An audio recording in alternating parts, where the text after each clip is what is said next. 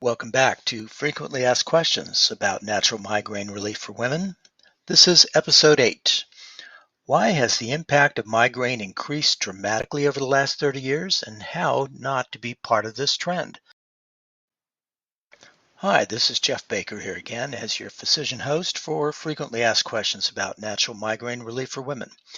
Today we are going to look at a recent paper from the Journal of Headache Pain that looks at the changes in migraine headache incidence over the last 3 decades. I will also address some reasons for this trend and how you can manage the ones that apply to you.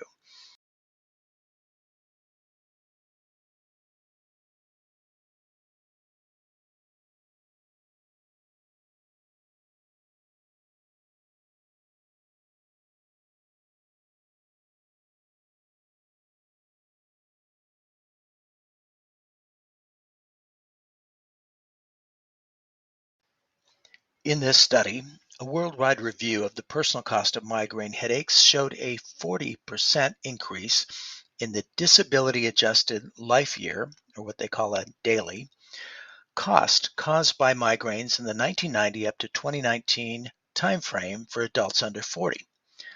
A daily equals the sum of years of life lost and years lived with disability. One daily equals the one lost year of healthy life, which I think may be one of the most important indicators of the human cost of migraine headaches. The data in this study covered patients in 204 countries, and it noted that, one, there was also a 36.7 increase in global incidence of migraine between 1990 and 2019, and that the greatest increase in global prevalence of migraine occurred among those aged 15 to 19, and that this age group also had the highest migraine incidence. Prevalence rates were higher among females compared with males, with the highest disparities observed for individuals between 35 and 39. When analyzing this disability adjusted life year cost based on age groups, women aged 30 to 34 had the highest dailies, with those aged 25 to 29 ranking next highest. Now, this article gave no specific advice about the whys or what's to do for these trends, and they ended their paper with the generic comment that this knowledge enables better allocation of preventative and therapeutic measures, promoting a more balanced global health landscape. Now, I understand that the statistical nature of this paper limited the author's ability to offer explanations, but that doesn't leverage the information to offer us any focal benefits from its conclusions, which I'm going to attempt to do next for you. So let's take this study's information apart and see what it tells us about 3 migraine trends over the last 30 years. 1, the incidence of migraine and the years of healthy living lost to migraine has gotten dramatically worse over the last 3 decades. 2, the greatest disparity of female to male migraine incidence, worse than the usual 2-to-1 ratio, was in the 25 to 34-year-old age group. And 3, the greatest increase of migraine prevalence occurred in women aged 15 to 19.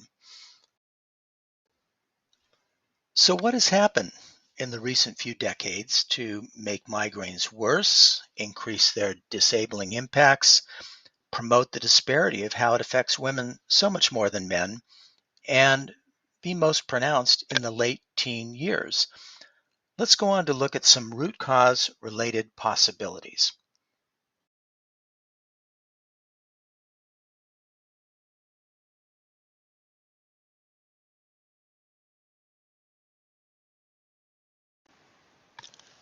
Let's look at some factors which might be promoting an increase in migraine disability cost. The first would be that for almost all of us, the amount of smartphone, desktop, tablet, and big screen TV time has increased dramatically in the last 30 years, especially for those in the mid-late teen years and for all of us under 40. Have you ever been shocked to get your smartphone's weekly change in screen time report with the total number of hours engaged?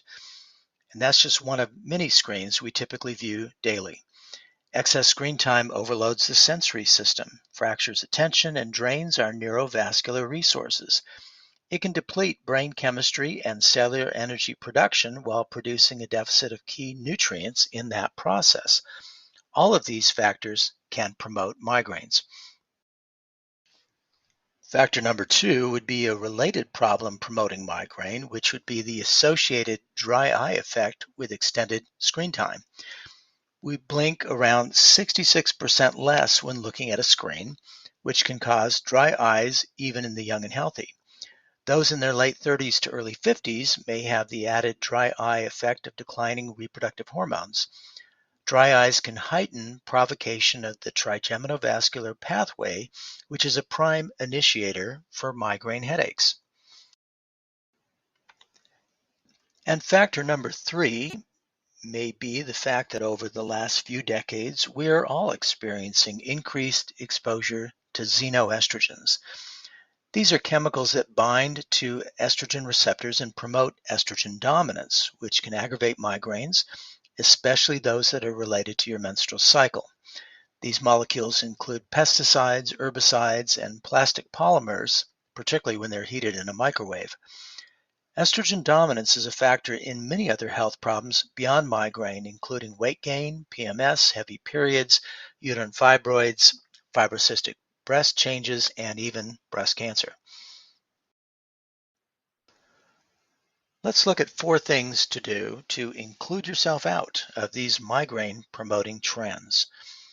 Number 1 would be to reduce your screen time as much as possible and consider the use of saline wetting drops every hour during intensive screen time, even if you don't have contact lenses, and even more so if you do.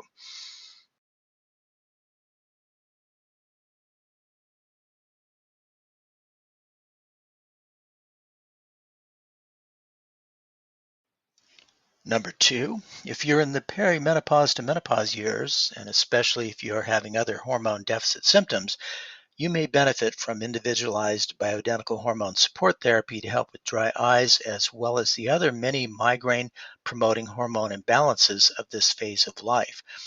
Call a local compounding pharmacy to find a qualified practitioner near you.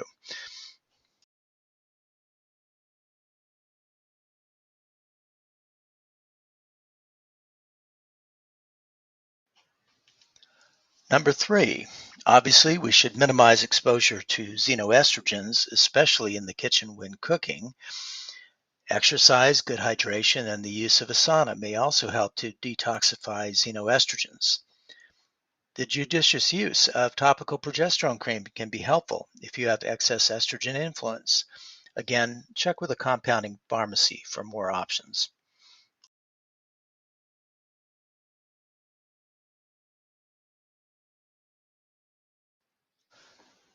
Number 4, because excess screen time takes its toll, good restorative sleep and focused repletion of nutrients essential to brain chemistry and cellular energy production are key to both the previously discussed issues as well as many other root cause factors of migraine headache. One of my favorite frontline options for brain energy production is the use of riboflavin, also known as vitamin B2, at 400 milligrams per day. There is significant literature support for this dose as frontline therapy in migraine. While there are many nutrients used to address migraine root causes, which ones apply best to your story? To discern among these options and many more, you may want to look at my online course called Natural Migraine Relief for Women, with its unique Migraine Action Plan tool to help you assess the potential overlap of over 60 health conditions and medical comorbidities, while directing you to which of more than 90 specific non-drug intervention options are most applicable to your migraine story. To learn more about this course, what it offers, and how to get started, go to naturalmigrainerelief.online. Also, remember to subscribe to this YouTube channel or my Substack blog to get regular postings on frequently asked questions about natural migraine relief for women. And you can go to my Substack at substack.com/at natural migraine relief. Thanks again for joining me today, and I'll be back soon with fresh perspectives, questions, and answers about natural migraine relief.